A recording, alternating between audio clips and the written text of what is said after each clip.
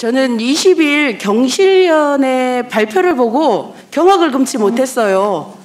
대한민국의 최고가는 시민단체가 어떤 근거로 어떤 자료를 가지고 그런 발표를 했는지, 성남시의 이익이 10%고 나머지 8,500억을 김만배 일가가 가져갔다. 김만배 일가 보호할 마음 추호도 없습니다. 그렇지만 아주 공신력 있는 시민단체가 뭔가 기자회견을 하고 발표할 때는 사실에 근거한, 그리고 팩트체크를 열심히 하고서 해야 된다고 저는 생각합니다. 이 경실련의 이 행위와 관련해서는 대선에 영향을 주려고 하는 정치적인 의도가 다분하다고 생각하고요. 경실련에 대해서는 어찌해야 될지 저희가 고민을 좀 해봐야 되겠습니다. 그리고 저는 심상정 의원님을 굉장히 존경합니다. 존경하는데 그런 경실련의 말도 안 되는 수치를 가지고 지금 국감 현장에 나와서 그것을 가지고 말씀하시는 것에 대해서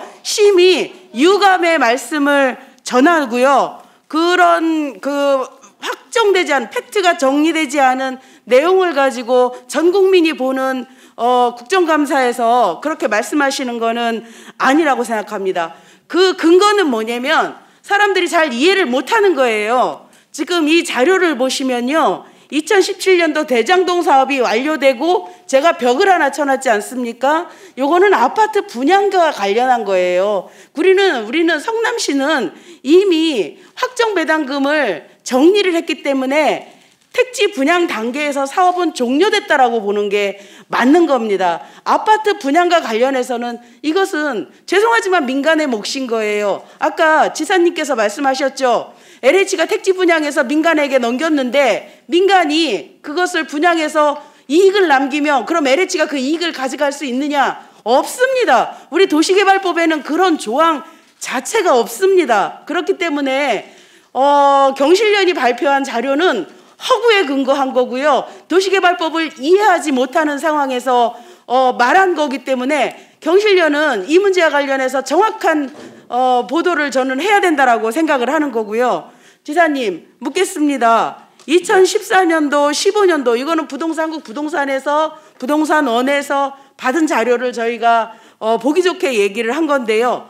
이게 보면 2016년도 6월을 기점으로 해서 올해 6월을 기점으로 해서 지수를 100으로 따진다라고 하면 2014년도, 15년도는 반토막이 난 상태입니다. 주택 가격이. 그러면 그렇습니다. 이 시기에 성남도시개발공사가 출범을 하고 민간사업자를 공모를 하게 됩니다. 그리고 그 당시에 수도권 미분양률은 수도권에만 35,000호가 됩니다. 이런 부동산 경기가 굉장히 안 좋은 상황에서 사업을 하게 되는 성남시의 입장은 어찌되었든, 저는 지사님께 그 얘기 좀 물어보고 싶었어요. 저기 천공스님이나 무슨 침을 놓으시는 그런 분들 옆에 놓고 향후에 부동산 경기가 어떻게 될 것 같으냐 이런 조언을 받았으면 좀 달라질 수도 있었겠지요. 그렇지만 제가 그 정도 됐으면은 대한민국 돈 다 벌었을 겁니다. 그러니까요. 그래서 이 당시 부동산 경기가 최악으로 하락이 됐으니 이때는 우리가 손해보지 않고 다만 얼마라도 이익을 남겨서 성남 시민들에게 돌려줘야 되겠다라는 그런 생각이 있어서 이 우선 확정주 방식을 택한 거 아니겠습니까? 그러니까 당시로서는 미분양이 속출하고 있었기 때문에 이게 저희로서는 성남시가 당시에 내부적으로 계산한 거는 수익이 1공단 빼고 1,400억 정도가 예상이 됐고 LH는 450억 남는 걸로 계산했습니다. 물론 그러니까요. 1공단 비용 계산하지도 않고. 그러니까요. 그런데도 다행히 더 많이 3,600억, 그러니까 1공단 빼고 3,600억이 남는 걸 절반해서 제가 70% 환수한 거는 국민들 보시기에는 부족하겠지만 그러나 전문가나 우리 정치 행정가가 보기에는 정말로 많은 겁니다. 그러니까 저는 언론이나 시민단체나 이런 분들이 도시개발법에서 몰라서 그렇게 한다고 생각하지 않아요. 정확하게 이 시점을 기점으로 해서 이미 택지 분양 사업으로 인해서 성남시의 역할은 끝나는 겁니다. 이 내용을 가지고 우리가 취득한 금액이 5,503억이면 이거는 대단한 사업인 거거든요. 그리고 이 이후에 아파트 분양 사업과 관련해서는 이것은 민간의 몫입니다. 그렇다고 민간이 다 이익을 가져가라 이렇게 하는 거는 그 권고할 수는 없지만 당시 분양가 상한제도 폐지되고 그때 당시에 주택 가격이 상승하면서 이익이 많아진 거라는 거예요. 그래서 이 두 문제를 정리할 수밖에 없는 상황이라는 것을 국민들께서 이해하셨으면 저는 좋겠다라는 거고요. 다음에는 그럼 정말로 우리 성남시가 이익을 10%만 가져왔냐? 그거는 아니라는 겁니다. 최초에 민간 사업자는 모든 리스크를 가져갔어요. 가령 용지 분양도 민간에서 하고, 그 다음에 민간 위험 부담들, 그 다음에 사업비 증가분에 대한 것도 모조리 다 민간에서 하기로 한 거잖아요. 네. 네. 그리고 우리는 그 최초에 그 4,333억에 플러스 추가로 1,120억을 추가로 받은 거 아닙니까? 제가 그렇죠? 그거하고 공산당 소리 들었습니다. 네, 그거 공산당 소리 들으셨죠. 마지막으로 사람들이 헷갈려하는 게 그러면 5,503억이 다냐 그렇게 얘기를 하시는데 실제로 보면 대장동의 기반시설로 저희가 53%의 기반시설을 가져갑니다. 이것도 공공환수예요. 거기에 보면 뭐 학교용지를 50% 기부 체납받는다든가 1공단 조성사업이 있다. 그거는 이제 지구 내고 지구 바뀌고 실제로 뭐 도로나 학교나 뭐 이런 것들 기반시설로 해서 53억인데 이게 추정가가 5,293억입니다. 이것과 관련해서 도시기반 시설에 들어간 비용과 그 다음에 우리가 지구 밖에 결합 방식으로 인한 지구 밖의 이익에 대해서 좀 자세하게 설명 부탁드리겠습니다. 네. 이제 국민의힘에서 자꾸 그 주장을 하니까 언론도 오해를 하고 심지어 경실련조차도 이런 사실과 다른 입장을 냈는데 사업 부지인 대장동 안에 공원, 도로, 각종 기반 시설은 당연히 다 공공기속이 됩니다. 제가 그거를 이익이라고 한 게 아니고 그건 당연한 거고 제일 핵심적인 것은 본시가지에 10km 25리 떨어져 있는 본시가지의 중심상업용지, 이 중심상업용지를 매입해가지고 17,000평이나 공원을 만들고 있는 겁니다. 여기에 2,700억이 들었는데 지금 현재로 하면 한 5천억은 더 넘지 않을까 계산하면 그런 생각이 들고요. 근데 이거를 당연히 해야 되는 건데 왜 이익이라고 주장하냐라는 얘기는 저는 무지의 소치라기보다는 악의에 기초한 게 아닌가. 좀 그래서 좀 이거는 좀 명백하게 해주시면 좋겠고요. 아까 그 경실련 얘기는 저는 경실련에서 추천하신 분이 경기도에 와서 이 담당 업무를 하는 분이 계십니다. 왜냐하면 경실련이 부동산 문제에 관심이 많았기 때문에 제가 김헌동이라는 분도 여러 차례 만났고 전화도 여러 차례 상의도 하고 경기도의 부동산 정책을 잘하려고 정말로 협력하고 노력했는데 어떻게 LCT 문제 제기는 안 하고 이것만 문제가 있다라고 하는 것도 이해가 안 되고 예, 정리 두 좀 번째는 해주십시오. 택지 분양 사업을 두고 왜 아파트 분양 사업의 이익을 얘기하는지 모르겠고 그 외에 나머지 필지들은 분양회사들이 많이 더 벌었겠죠. 그걸 왜 저한테 얘기하냐. 세 번째로는 이거 중립성에 좀 문제가 있다는 생각이 들고요. 아까 천공스님 말씀하셨는데 정말 제가 그런 생각이 듭니다. 예, 정말 그렇게 하고 해주십시오. 싶어요. 미래를 다 내다보고 다른 사람이 못 보는 거 와서 네. 지금은 부동산 경기가 나쁘지만 앞으로는 3년 후에 오를 거니까 이런 거 예측해서 하면 예, 좋겠는데 정리해 주십시오. 예. 그게 현실적으로 매우 어려웠다. 그 말씀 드립니다. 네. 자, 예, 수고하셨습니다. 지사님, 광역교통시설 분담금 아시죠? 네. 광역교통분담금은 대도시 광역교통관리에 관한 특별법에 따라서 수도권과 부산, 울산, 광주, 대구, 대전 5대 도시에 한해서 개발사업에 한해서 부과하는 겁니다. 알고 계시죠? 그 자료를 꼭 좀 보내주십시오. 아까 뭐 동료 의원이 좀 잠시 착각을 해서 뭐 드린 말씀인 것 같은데 이 자료를 요구합니다. 부탁드리겠습니다. 네. 저도 지금 확인을 해봤는데 그거는 원래 100만 평방미터? 100만이 없고 지금 100만 제곱미터 이상만 도가 관할하고 광역교통 개선 대책하고는 다릅니다. 뭐라고요? 아까 부담금 얘기하신 거 아니에요? 예, 광역교통 대책하고는 다릅니다. 아니 그러니까 알아보시고. 아니 여기 담당자가 계세요? 아닙니다. 광역교통 대책하고는 다르고 그 100만 제곱미터 인구 2만 이상 그거하고는 다릅니다. 아니 이게 지금 아까 아니 의원님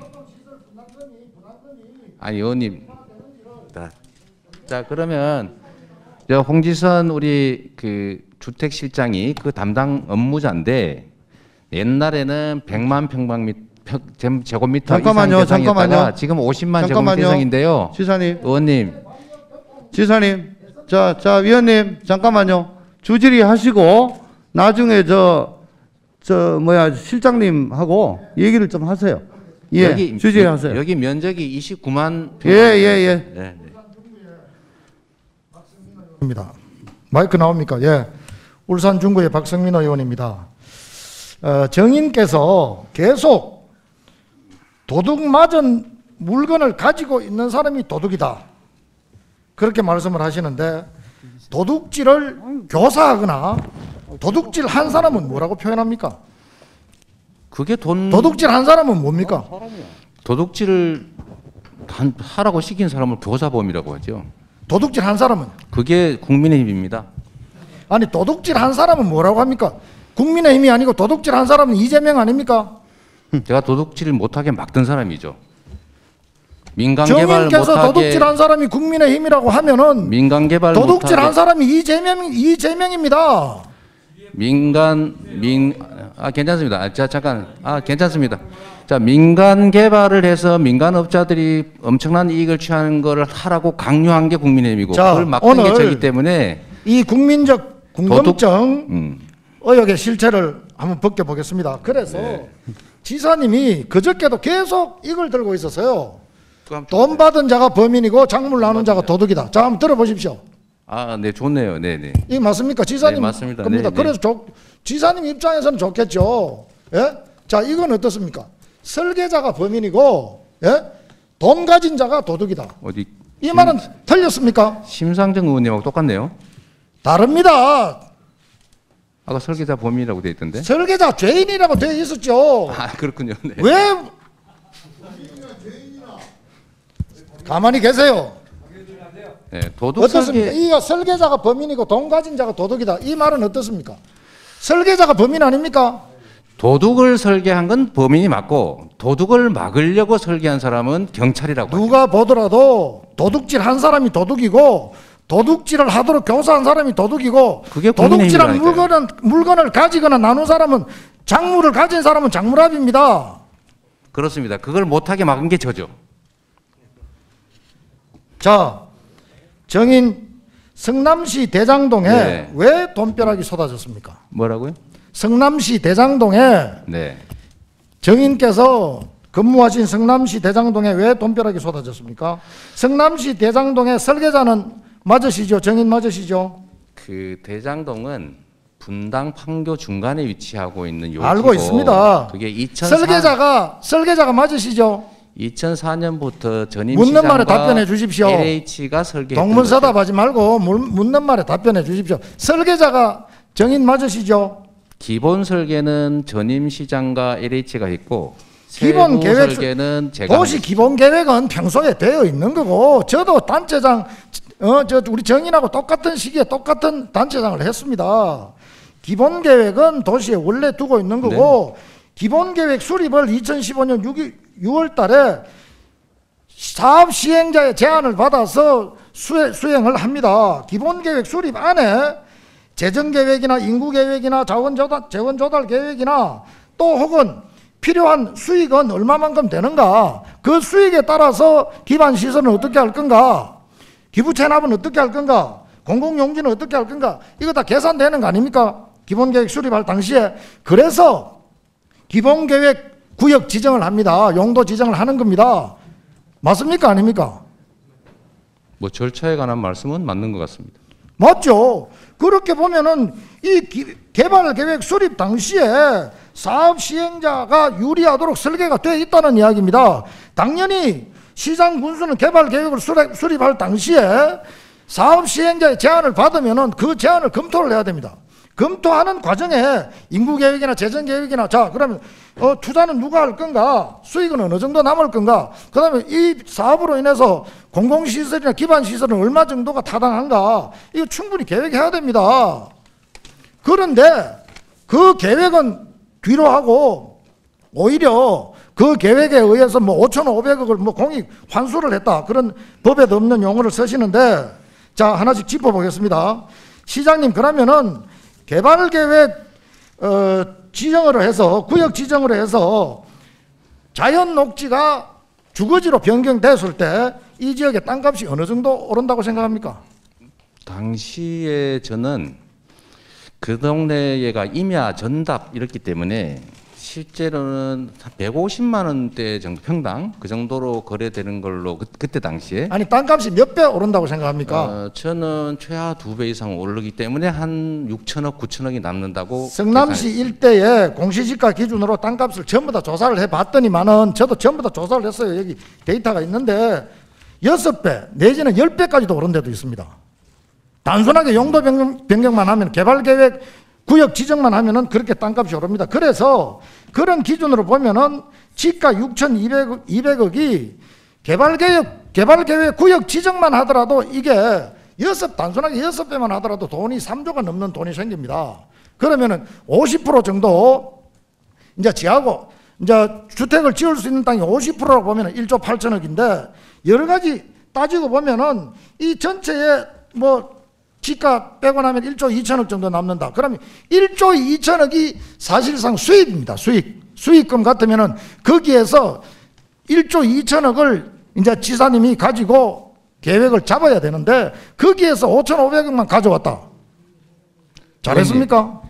그래서 제가 다 환수하는 거 하려고 그랬는데, 불행하게도 우리 박상민 의원님이 소속한 국민의힘이 강력하게 부결하면서 지방채발행 막고 지사님 그렇게 정치적인 발언하지 마시고, 저도 지방행정하면서 이 도시개발계획 재건축 많이 했습니다. 지사님, 당초에 개발계획 수립할 때 이거 전부 다 넣어야 됩니다. 예상되는 수익금은 얼마인가, 기반시설에 얼마를 투자할 건가, 그렇게 계획을 해서 조정을 하고 인허가권을 행사를 해야 되는데, 이미 지사님은 그 형평을 잃고 사업 시행자에게 돈을 만들어 준 겁니다.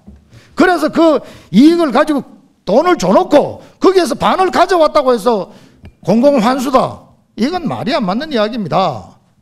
그래서 저는 범인이 설계자다, 이 사건의 범인은 이재명이다. 제가 좀 답을 드려도 될까요? 예. 네. 뭐 이거 답변이 필요한 것 같은데 간략하게 좀 해주십시오. 정리해서. 네, 존경하는 박성민 의원께서 지방단체장도 해보셨으니까 잘 아실 텐데요. 말씀하신 것처럼 용도 변경을 하면 엄청난 개발 이익이 생겨납니다. 그거를 100% 저희가 환수하려고 했는데, 그거를 극력 다수 의석을 동원해서 막은 게 바로 우리 국민의힘입니다. 이름 바꾼다고 딴 사람 되는 거 아닌 것처럼 당시 새누리당 시의회가 당론으로 막았다는 거 말씀드리고요. 그래서 불가피하게 포기할 수는 없고, 민간 개발을 허용할 수는 없고, 미룰 수도 없고, 그래서 부득이하게 70% 환수하는 일을 했다라는 말씀드리고요. 당시에 왜 지금 답변 중이잖아요. 좀 계세요. 당시에 왜 답변 중입니다. 당시에 왜 환수 못했냐, 다 환수했어야지 이렇게 말씀하시니 제가 감사하게 생각합니다. 앞으로는 공공이 환수할 수 있도록 제도 좀 보완해 주시고, 분양가 상한제 다시 도입하는 거 동의해 주시고, 개발이익 100% 환수하는 거 국민의힘에서도 앞으로 동의해 주시면 제도로 만들어서 그렇게 하는 게 좋겠습니다. 예. 지난 14일 철도공사 국감장에서 우리 야당 의원들께서는 이재명 지사가 국정감사를 피하기 위해서 사퇴할 거라며 일반 증인 신청해달라고 난리를 치셨는데요. 그런 발언이 무색하게 월요일 행하니 오늘 국토위 국정감사 끝까지 책임지는 모습에 역시 이재명이다, 이런 생각을 합니다. 감사합니다. 네. 어제 행안위 국정감사 유튜브 조회수가 120만 회를 기록할 정도로 국민적 관심이 높습니다. 오늘도 차분하게 잘 대처해 주시기 바랍니다. 그럼 질의 시작하겠습니다. 지사님, 많은 국민들이 분노하고 허탈해하고 있습니다. 애당초 공영개발로 대장동 사업이 진행되었다면 이런 분노와 허탈감은 없었을 겁니다. LH 대장동 사업은 LH와 성남시 두 번의 공영개발 기회가 있었는데 국민의힘의 끈질긴 방해로 무산되었습니다. 결국 지사님께서 성남시장 시절 개발 이익을 최대한 성남시로 환수하기 위해서 민간 합동 개발로 진행하게 됩니다. 대장동 개발 사업 지분 구조를 한번 보겠습니다. 성남도시개발공사가 50% 플러스 한 주, 그 다음에 KB 하나금융 컨소시엄이 50% 마이너스 한 주, 지분 구조가 이렇게 되어 있습니다. 그렇습니다. 네, 거의 동업 형식인데요. 지분 구조로 보면 네. 개발 이익 분배는 71대 29로 이렇게 구조가 설계가 되어 있습니다. 네. 아주 잘한 설계로 보여지거든요. 지분율이 거의 차이가 없음에도 이익의 분배는 이렇게 차이가 나는데 네. 그럼에도 그리고 또 하면 전체 환수액 중에서 2,561억 원 손해가 나든 이익이 나든 먼저 환수하고 나머지 1,822억은 이익이 나는 대로 우선적으로 받는 것으로 이렇게 한 협약은 사실은 성남시에 일방적으로 유리한 방식인데 당시에 공영개발을 반대하고 민간개발을 주장했던 국민의힘은 특혜라고 이렇게 주장을 하거든요. 이러한 주장에 대해서 지사님 어떻게 생각하십니까? 당시 LH는 전체 이익이 450억밖에 안 된다고 판단하고 있었고 성남시가 용역한 결과는 1공단 빼고 1,400억 정도 남는다고 계산을 했는데 이때 당시에 민간이 제시한 거는 3,600억이 남는다. 1공단 빼고 3,600억의 절반을 저희가 받기로 한 거고 그것도 우선적으로. 만약에 이게 적자가 난다면 저희는 해당 A10 임대주택 부지를 받기 때문에 적자가 나도 저희는 확보하고 그들은 사실 1조 5천억 투자하고 사실 망하는 것이었는데요. 이거는 투자 비율과는 관계가 없습니다. 그리고 2015년 당시로는 저희로서는 어쨌든 예정 이익의 71%를 환수했고 나중에 부동산 가격이 좀 오르는 기미가 보여서 제가 사실 갑질했다, 직권남용했다는 비난을 들을 수 있을 정도로 인가 조건에다 부과해서 1,100억 원을 저희가 추가 환수를 했습니다. 사실 이걸 자꾸 제 것 아니냐 뭐 그런 얘기 하시는데 제 거면은 제가 왜 거기다가 추가 부담시켜서 제 거를 뺏겠습니까? 그럼 민간개발 허용하면 깔끔한데 그 뭐 하려고 그 공공개발 도입해가지고 5,500억 뺏고 이렇게 환수하라고 지시하고 이런 거 하겠어요. 네, 국민의힘과 언론은 초과 이익 환수 조항이 없다고 하면서 배임이라고 이렇게 주장을 합니다. 네. 제가 이 금융권에 한번 물어봤습니다. 이러한 협약으로 협약서가 이렇게 돼 있는데 금융권은 초과 이익 환수 조항을 넣는 게 문제가 있는 거냐 없는 거냐고 했더니 금융권에서는 자기들이 배임에 걸린다고 그렇게 얘기를 하더군요. 그렇죠. 이미 이렇게 고정해서 공모를 했고 공모를 했는데 응모했고 그걸 전제로 우선 협상을 하고 있는데 갑자기 공모에 없던 내용을 추가하면 그걸 받아주려면 은행이 배임이 되겠죠. 그러니까요. 그리고 네. 이게 자꾸 이거 가지고 오해해서 제가 한 말씀만 드리겠습니다. 제가 그때 이렇게 의사결정을 했다는 게 아니고 최근에 언론에 보도가 되니까 그래서 저도 이런 얘기가 내부 실무자간에 있었구나를 알게 됐고 그렇다고 하더라도 그 의견을 받아들이지 않은 게 어떻게 논리적으로 배임이 될 수 있냐라는 말씀을 드렸더니 옛날에 제가 마치 알고 결제했다는 식으로 왜곡을 해가지고 우리 국민의힘에서 공격하시던데 그거는 좀 바로잡아 주시면 좋겠다는 생각이 듭니다. 네, 초과 이익 환수 조항이 없음에도 불구하고 1,120억을 또 추가로 환수 조치하셨잖아요. 그래서 공산당 뭐 건달 이런 얘기 들었습니다. 그래서 당초 예상 개발 이익 지분이 71%에서 89.4%까지 이렇게 올라가거든요. 네. 그래서 성남시 입장에서는 최대한 이익을 끌어올린 겁니다. 이 정도면 특혜나 배임이란 말보다는 성남시가 어떻게 보면 횡포라는 표현도 가능할 것 같은데 지사님 생각 어떠십니까? 부당 수익을 뭐 얻었다 이렇게 너무 많이 얻었다 이렇게 비난하면 말이 되겠죠. 민간 개발업자들 과도하게 압박해서 갑질했다, 직권남용해서 너무 많이 뺏었다고 하는 건 모르겠는데 이게 어떻게 배임이 될 수가 있겠습니까? 만약 네. 그러면 민간 개발 허용은 다 100% 배임이 되겠죠. 네, 맞습니다. 예. 원래 이 사업 용지 분양까지 하는 걸로 이제 결정을 하셨잖아요. 네. 근데 성남시장을 그만두고 경기도지사로 옮기고 난 후에 2018년 12월에 이 용지를 분양받은 자산관리회사는 화천대유가 아파트 분양을 하면서 막대한 분양 수익을 올리거든요. 네. 이때 지사님이 이 막대한 분양 수익을 올린 배경에는 2012년 이명박 정부의 당시에 도시개발법 그 개정 시행령이 개정이 됩니다. 그래서 그 용지 공급에 참여한 자한테 수익액을 가능할 수 있도록 해주고, 이러한 조항 하나하고 2015년 5월에 박근혜 정부에서 분양가 상한제 폐지가 네. 또 결정적으로 또 이 한 몫을 하게 됩니다. 그리고 또 마지막으로 한 가지 더 큰 몫을 한 것은 이제 주택 시장이 2017년부터 좀 올라가기 시작하거든요. 2015년부터 박근혜 정부에서 계속 주택 시장 부양 정책을 펼치면서 그 결과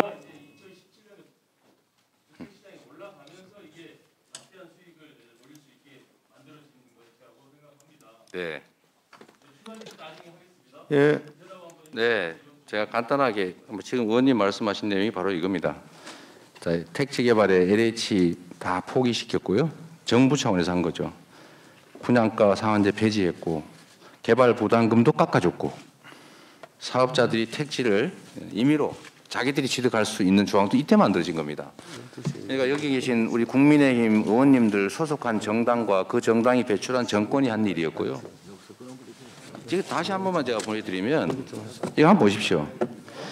집 가격이 이렇게 떨어지고 있었습니다. 떨어지고 있고 이게 14년에 저점이 있다가 2015년에 거의 수평으로 가는 상태고 엄청난 미분양이 발생하는 시점이었는데, 이때 저희가 분양 사업을 한다고 하면 저희는 망할 수가 있습니다. 그 지방자치단체가 분양 사업 투기를 하면 되겠습니까?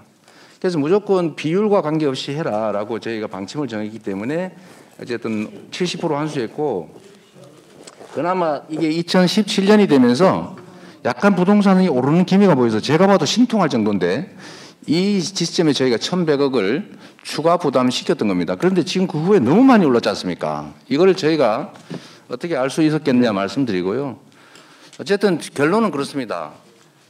국민의힘이 막지 않았으면 이 예상 못한 초과 이익도 저희가 100% 가졌을 텐데 국민의힘이 굳이 막아가지고 물리력 행사하면서까지 막아가지고 결국은 민간 합동 개발을 할 수밖에 없었기 때문에 70% 또는 60%밖에 환수 못하는 아쉬움이 있다는 말씀드리고요. 예, 정리해 주십시오. 저희 국민들께서 이 문제에 대해서 참 허탈해 하시고 정말 벼락거지 됐다는 얘기까지 나올 정도인데, 그 점에 대해서는 저도 정치를 하는 행정을 하는 사람 입장에 정말 안타깝게 생각하고, 이러지 않기 위해서 정말 최선을 다했지만 이 국민의힘의 방해나 제도적 한계 때문에 어쩔 수 없었다는 점을 우리 국민들께서 조금만 좀 이해해 주시면 정말로 감사하겠습니다. 네, 네, 수고하셨습니다. 지사님께서 조금 전에 말씀 주신 것처럼 이 1공단 공원화 공약을 실천하고 공영 개발을 추진하기 위해서 고군분투하고 계셨을 때, 그 당시에 경기도 양평에서는 우리 많은 국민의힘 의원들이 의혹을 제기하시는 그런 전형적인 특혜 의혹 사건이 있어서 네. 이 대장동 사업과 비교하기 위해서 오늘 그것을 좀 설명드리려고 하는데요. 네. 그 사업은 다름 아닌 양평의 공공지구 개발 사업입니다. 현재 국민의힘 대통령 후보로 경선에 뛰고 있는 윤석열 씨의 처갓집 회사인 ESIND라는 회사가 공공지구 개발 사업을 펼쳤습니다. 보시면 아시는 것처럼 이 회사는 구조를 좀 보실게요. 보시는 것처럼 윤석열 씨의 처남이 30%를 가지고 있고 윤석열 씨의 장모가 20%, 그리고 윤석열 씨의 처형이 20%를 가지고 있습니다. 그리고 윤석열 씨의 아내인 김건희 씨가 사내 이사로 등재된 회사입니다. 네. 여기서 윤석열 씨의 장모 최 씨는 2006년부터 양평군 공리 일대에 땅 5,900평을 사들이고 그중 5,000평은 자신이 있던 좀 전에 말씀드렸던 이 회사의 지분을 가지고 구입을 했습니다. 그리고 나머지 농지 900평은 자신이 농사를 짓겠다면서 농지 자격 취득 증명서를 제출했었는데요. 고령의 나이에도 불구하고 농사를 짓겠다, 농기구를 구매하겠다라는 그런 이야기를 했었는데 추후에도 나중에 보시는 바와 같이 농지 자격 취득 증명서입니다. 추후에도 이런 약속들은 지켜지지 않았다라는 것이 밝혀진 바가 있고 추후에도 또 농지를 구입하는데도 좀 전에 말씀드렸던 것처럼 농기구 구입이라든지 농사를 짓겠다라는 약속은 지킨 바 없이 농지법 위반 소지가 있다라는 것이 좀 명백하다고 볼 수 있습니다.